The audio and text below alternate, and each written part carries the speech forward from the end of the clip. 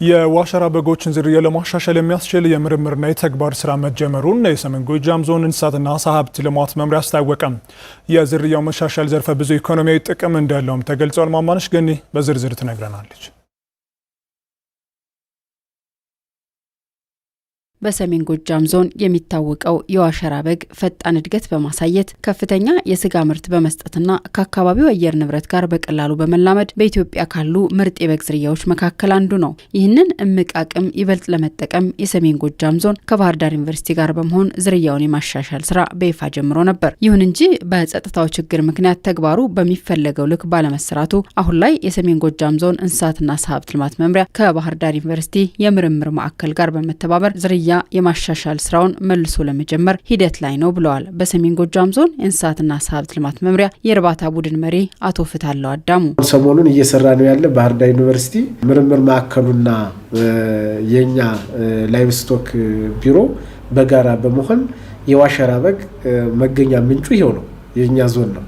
ስለዚህ የዋሸራ በግ እስካሁን ስራ ያልተሰራበት ስለሆነ አሁን በቃ ሲሪየስ የሆነ የዋሸራ በግ ዝርያ ማሻሻል ሰፊ ስራ እንሰራበታለን። ፕሮጀክቱን ወደ ተግባር ለመቀየርና ስራዎችን በይፋ ለመጀመር የሚያስችሉ ተግባራት በስፋት መጀመራቸውንም ቡድን መሪው ገልጸዋል። አሁን ኦልሬዲ እቅድ ታቅዷል። በዚህ አመት የልማናሌና ሰሜን አቸፈር ላይ ሌሎች ጎንጅና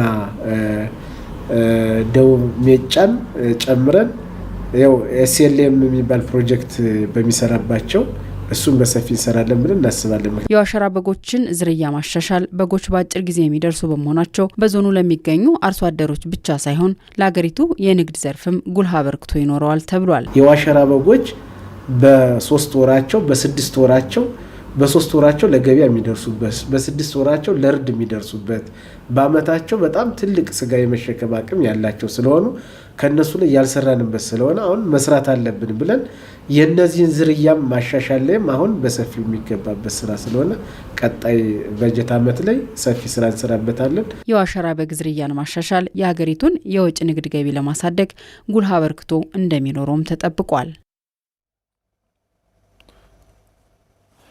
በምዕራብ ጎንደር ዞን በ2018 ዓ.ም ከ2500 በላይ የንግድ ድርጅቶች ላይ ተገቢውን እርምጃ መውሰዱን የዞኑ ንግድና ገበያ ልማት መምሪያ ገለጸ።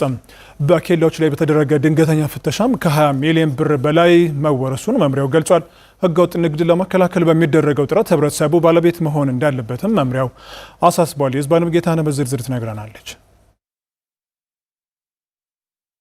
ህገወጥ ንግድና የኮንትሮባንድ እንቅስቃሴ በገበያ መረጋጋት በሀገር ውስጥ አምራች ኢንዱስትሪዎችና በመንግስት የግብር አሰባሰብ ስርዓት ላይ ከፍተኛ ምጣኔ ሀብታዊ ቀውስ የሚፈጥር ነው። በአማራ ክልል ምዕራብ ጎንደር ዞኑ በተለይም ከሱዳን ጋር አዋሳኝ መሆኑ ችግሩን እንዳባባሰው የዞኑ ንግድና ገበያ ልማት መምሪያ መረጃ ያሳያል። መምሪያው ከ31 ሺህ በላይ የንግድ ድርጅቶችን በድግግሞሽ መጎብኘቱንና ከ2500 በላይ ህገወጦችን በተለያዩ ዘርፎች ማግኘቱን የመምሪያው ኃላፊ አቶ ጌትነት በሊሁን ተናግረዋል።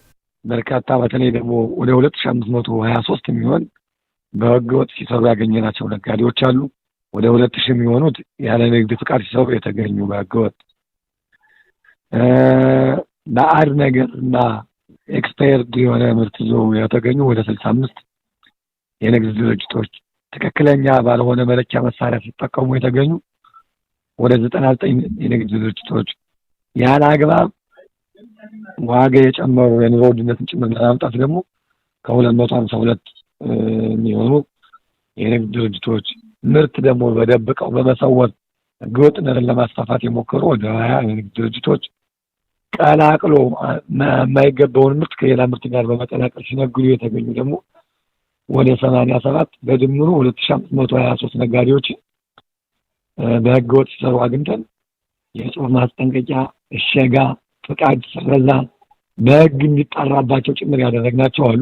መምሪያው በኬላዎች ላይ ድንገተኛ ፍተሻ አድርጎ በህገ ወጥ መንገድ ሲንቀሳቀስ ያገኘውን ከ20 ሚሊዮን በላይ ገንዘብ እንዲወረስ ማድረጉን ነው አቶ ጌትነት የተናገሩት። ክትትሉ ነዳጅን ጨምሮ እንደሆነ በማንሳት ድንገተኛ ኬላዎችን በመጣል በህገ ወጥ የሚንቀሳቀስ ግምቱ ወይም ደግሞ የተወረሰ ተሽጦ ወደ መንግስት ገቢ የሆነ 20 ሚሊዮን 5467 ብር እንዲቀጡ እንዲወረስ በማድረግ ወደ መንግስት ገቢ ወይም ካዝና ገቢ እንዲሆን የተደረገ አለ። ህገወጥነትንም ለመቆጣጠር የሞከርነው የተለያየ የግብርናና የኢንዱስትሪ ምርት በዚህ ልክ እንዲቀጡ ያደረግንበት ሁኔታ አለ። ከዚህ በተጨማሪም ደግሞ አሁን ገና በህግ ሂደት ላይ ያሉ በክስ ሂደት ላይ ክትትል ላይ ያለ በተለይ ወደ 21,000 ሊትር የሚጠጋ ናፍጣና ቤንዚን ወይም ደግሞ ነዳጅ በህገ ወጥነት እንደዚህም ሲንቀሳቀስ ተገኝቶ በዚህ ላይ የህግ እርምት እንዲያገኝ ክትትል እየተደረገበት ያለ ሁኔታ ነው ያለ። ህገ ወጥነትን መከላከል የመንግስት ተግባር ብቻ ሳይሆን ህብረተሰቡ የችግሩ ገፈት ቀማሽ መሆኑን በማሰብ ባለቤት ሆኖ መቆጣጠር እንደሚገባው ነው መምሪያ ኃላፊው አጽንኦት የሰጡት። በሀገር ላይ የሚያደርሰውን ጉዳት በህብረተሰብ ላይ የሚያደርሰውን ጉዳት አውቆ ህብረተሰቡን በእንደዚህ የሚሳተፉ ግለሰቦችን ቢችል ቀድሞ እንዲያርም ካልሆነ ደግሞ ለህግ ጥቆማ እንዲሰጥና የተለመደውን ድጋፍና ትብብር እያደረገ ህገወጥነትን እንዳይስፋፋ ህገወጥነት ሲከስም ህጋዊነት ህጋዊ የንግድ ሽፋን እያደገ ሲመጣ ህብረተሰባችንም በአግባቡ ይጠቀማል፣ ሀገር ታድጋለች፣ ሁለንተናዊ ብልጽግና ይመጣል። በህገወጥ ነገር የሚሆነው እያየነው ስለሆነ ውጤቱን ለግለሰቡ የማይጠቅም ለሀገር የማይጠቅም ህብረተሰባችን የሚጎዳ መሆኑን አውቀው እዚህ መጠቀም መቻል አለባቸው።